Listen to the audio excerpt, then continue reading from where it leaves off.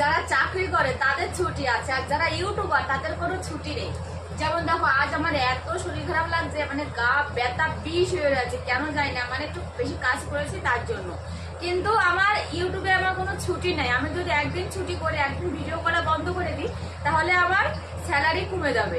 এই জন্য মরো বাছও যেভাবে ভিডিও শুট করতেই হবে। বাইদি ভাই যেটা বলছিলাম, আমাদের জয়াসাগর যেটা বড় চ্যানেল, সেটা তোমরা সবাই দেখলে বুঝতে পারছো চ্যানেলের রিস্ক কি পরিমাণে কমে গেছে। তার কারণ তো অবশ্যই আছে, না হলে এত বড় চ্যানেল কেন 1-2 হাজার 3-4 হাজার ভিউজ হবে বলো? প্রচন্ড কমে গেছে। এই জন্য আমাদের ওই চ্যানেলে ওয়ার্নিং এসছে, বাট স্ট্রাইক না।